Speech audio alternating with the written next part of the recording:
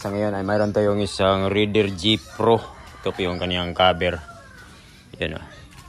Raider G Pro. Yan. So, ang pinaka-issue dito ay ano po, pag ikambyo ng may-ari, sabi niya ay mayroong lumaragarak o yung parang mayroong mag-crack doon sa bandang ilalim. So, iwan ko kung anong kambya ba. At minsan din ay mahirap po siyang ipasok ang kanyang kambyada. Tingnan natin kung saan bang kambyo, ano bang gear position ang mahirap na ipasok mga kagrasa.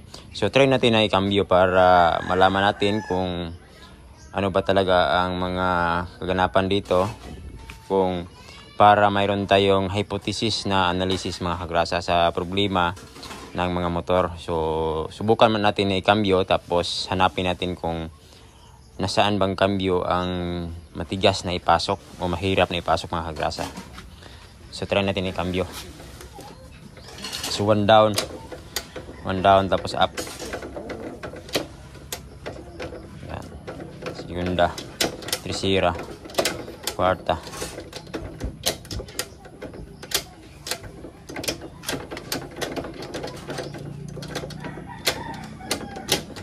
Balik natin. Ayan. Doon sa bandang trisira tapos balik mo, yan hindi siya mapasok.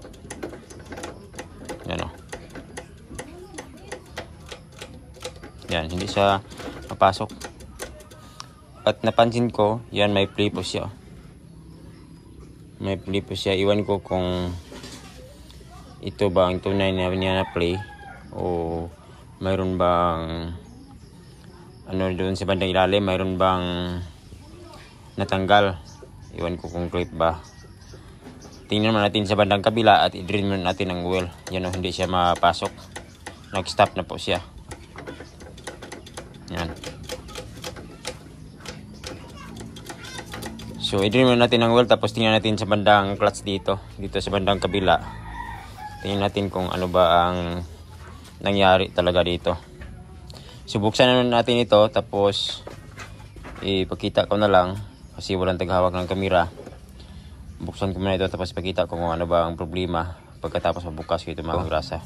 Tinatanggal ko muna mga bolt para hindi tayo matagalan paghanap ng mga problema.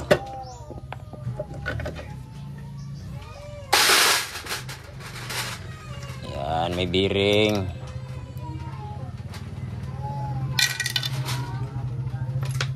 Gamit yun ng 19 na sakit.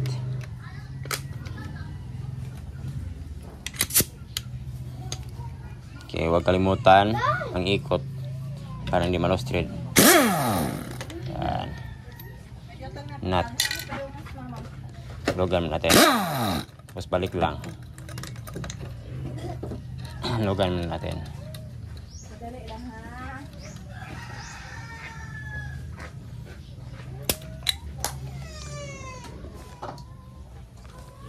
Talalalalala.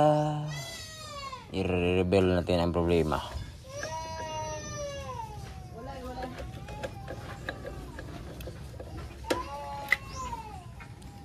May washer. Tapos may washer din. Washer na pa-curve na maliit. Tapos dito sa gitna, mayroon din itong washer.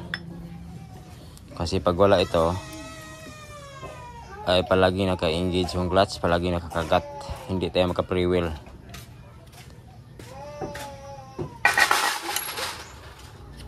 Sira po ang gasket. So dito ay mayroon tayong nakita na problema dito. Kumuha naman tayo ng trapo, ang punas para ano natin. So medyo madilim po.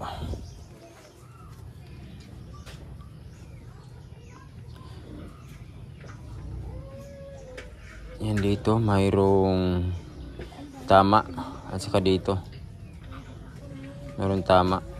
Indication na mayroong tumama na metal dito sa pag-ikot nito. Tingnan natin dito.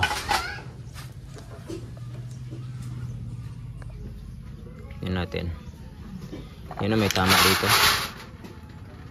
Indication na mayroong mga tumama dito sa kanyang pag-ikot itong housing. Tingnan natin dito. Yan, mayroon siyang spacer. Tapos mayroong washer dito. Yan na, tumama. Tumama ito. Yan, tumama siya. Yan, tumama siya. So nakita natin mayroong lumuluwa. Ayan.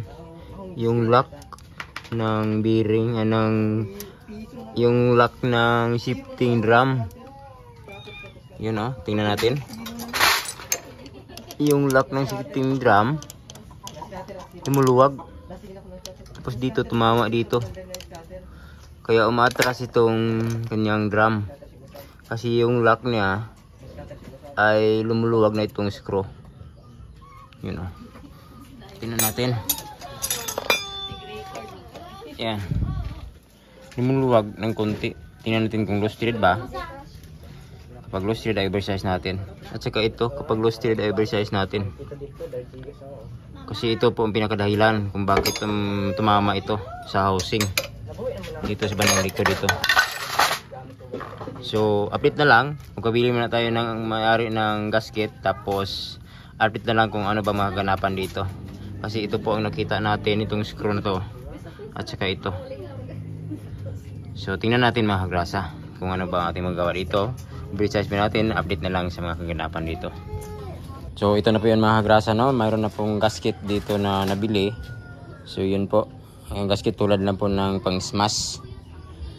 So, ito po yun mga kagrasa ang ating ginawa. Itong bolt dito ay hinigpitan po natin. Kasi lumuluwag lang siya, hindi na siya nag-loose thread. Dito po lumuluwag lang ng konti, kaya tumatama dito. At saka ito okay na po, hindi na po siya magalaw. So hinigpitan natin ng maayos mga kagrasa. Nilagyan natin ng yung thread lock. Nilagyan natin thread locks para hindi na siya lumuluwag. So ilagay natin mga kagrasa para ma-testing natin, masubukan natin kung okay na ba siya. So ilagay mo natin.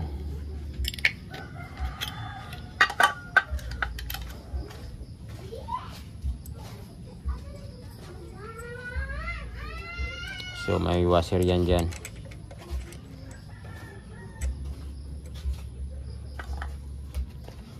Tapos dito.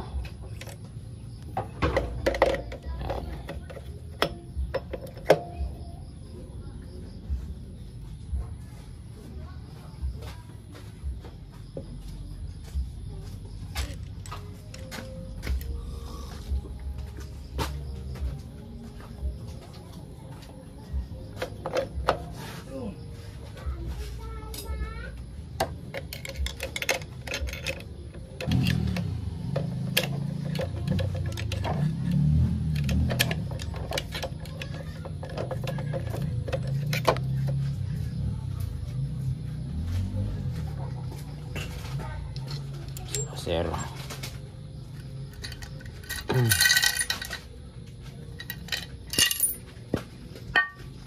Tapos ito yung washer na to. Nut.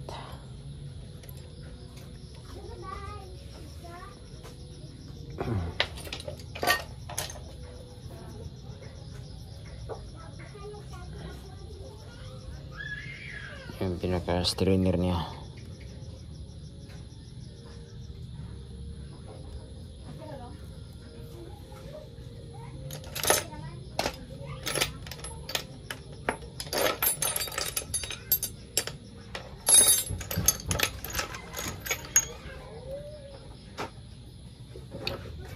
Shinobi 19mm.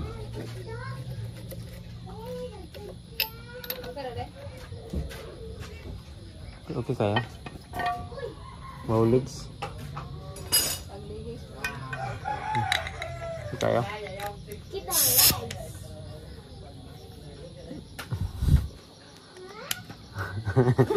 Grabe.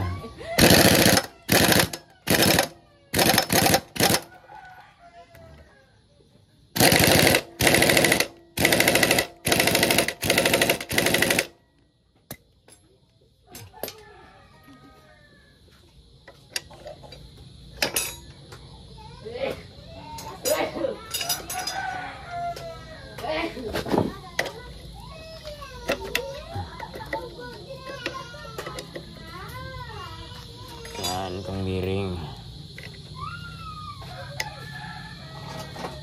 So, ito.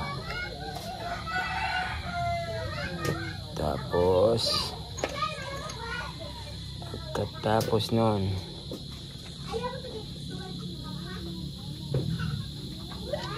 wala nang dawil dito.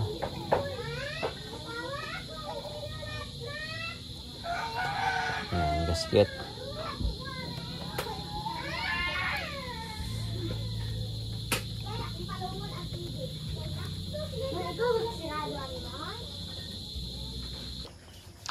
Alright, yun na po. Natapos na po siya.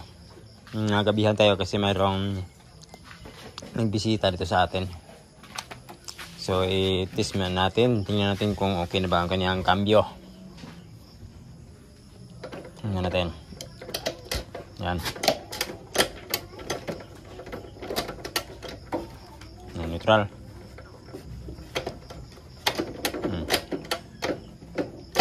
Okay na. Neutral. So, okay na po siya. So, yan. Okay na po. So, yun lang po mga grasa, no? Maraming salamat sa inyong panonood. Thanks for watching. Greg Chan po mga grasa. Alright. Bro.